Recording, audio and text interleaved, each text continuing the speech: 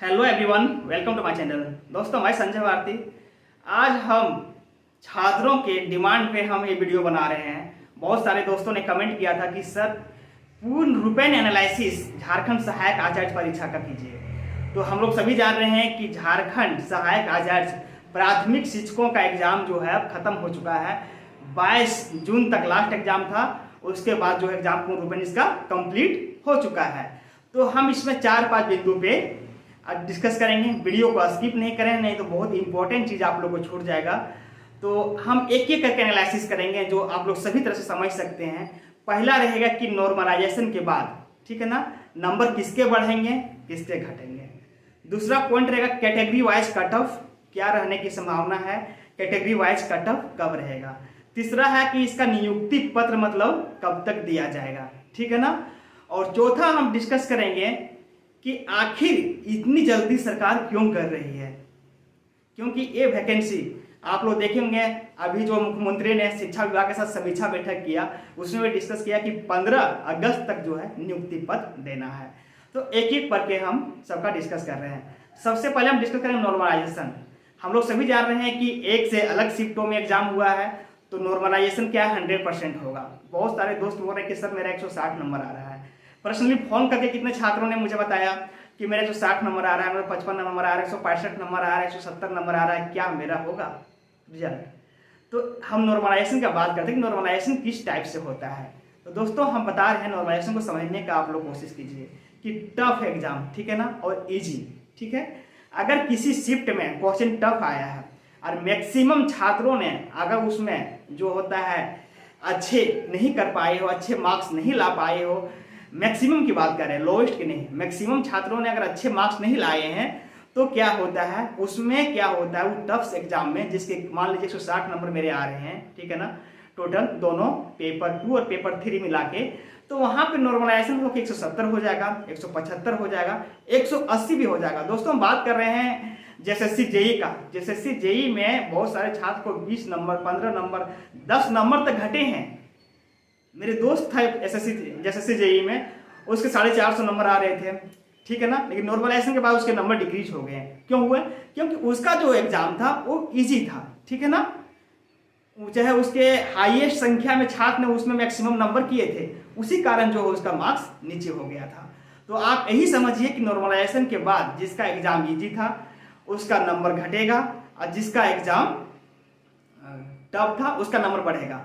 हो सकता है कि सबका, कभी कभी ऐसा भी होता है, रेलवे में होता है कि सबके मार्क्स बढ़ते हैं। तो मार्क्स बढ़ते हैं तो उसमें ये होता है कि जिसका एग्जाम टफ होगा उसका कम मार्क्स बढ़ेंगे, ठीक है ना, और जिसका एग्जाम मतलब इजी होगा उसका कम मार्क्स बढ़ेंगे, जिसका एग्जाम टफ होगा उसके ज्यादा संख्या में मार्क्स बढ़ेंगे। हम बात कर रहे हैं कैटेगरी वाइज कटअप का, कि कैटेगरी वाइज कटअप रहेगा। जनरल, ईबीसी, बीसी और एससी एसटी। दोस्तों हमको पता है मैक्सिमम एग्जाम में कटअप जो रहता है, अगर 70% मार्क्स अगर आप ले आते हैं, 70-75%, तो बहुत, अगर सही तरीके से एग्जाम हुआ है तो आपका रिजल्ट होगा। और हम बात कर रहे हैं जैसे शिक्षक का, इसमें सीट कम संख्या में ही है, बहुत संख्या में है, और स्टूडेंट और वैकेंसी का रेशियो में, ठीक है ना, बहुत ज़्यादा वैकेंसी है। कंपटीशन बहुत ज़्यादा नहीं है इसमें कि एक सीट पर 150 स्टूडेंट फाइट कर रहे हैं, एक सीट पर 50 स्टूडेंट फाइट कर रहे हैं, ऐसा तो नहीं है। एक सीट पे 5, 6, 7, 8 स्टूडेंट जो है फाइट कर रहे हैं, ठीक है ना।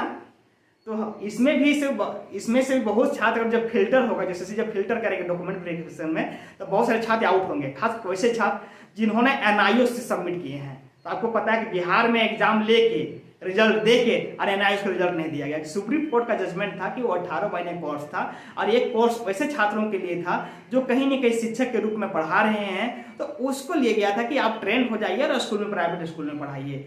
तो 18 महीने का कोर्स को अनवैलिड कर दिया गया है। तो उससे ही मार्क्स, बहुत सारे छात्र हैं जिन्हें अपेयरिंग में फॉर्म भर दिए, जो भी बीएड या डीएड भी पास नहीं है, जो सीटेड भी पास नहीं है, वैसे छात्रों ने अप्लाई करके भी एग्जाम दिया है। तो जब वो सब फिल्टर होगा तो स्टूडेंट की संख्या और कम होगी और कटअप जो है और डाउन हो जाएगा। तो हम बात कर रहे हैं जनरल का, कि जनरल कटअप जो है वो कितना जाएगा। दोस्तों जनरल मैक्सिमम की बात कर रहा हूँ, मैक्सिमम है 190 से 200, ठीक है ना। जनरल कटअप मैक्सिमम 190 से 200, जहां से इससे इस मैक्सिमम बता रहे, इससे नीचे भी रहने की संभावना है।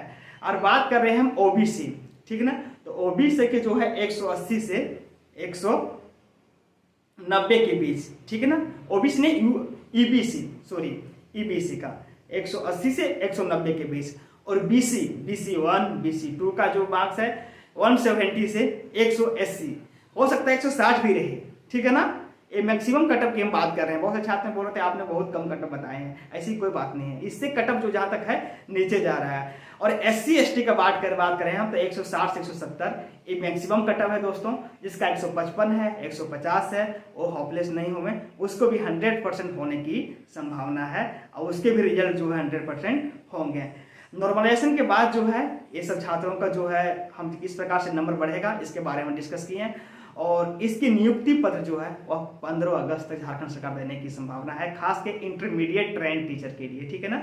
जो PRT और प्राथमिक शिक्षक है उसके लिए, और जो ग्रेजुएट लेवल का 6 to 8 के लिए हो रहा है उसका भी वो सितंबर तक देने की संभावना है। सितंबर तक किया जाएगा, लेकिन सबसे पहले जो PRT का है उसका दिया जाएगा। अब इसका जो आंसर की है दोस्तों, ठीक है ना, आंसर की जो है इस महीने के 30 तारीख के पहले जो है इसका आंसर की आ जाएगा।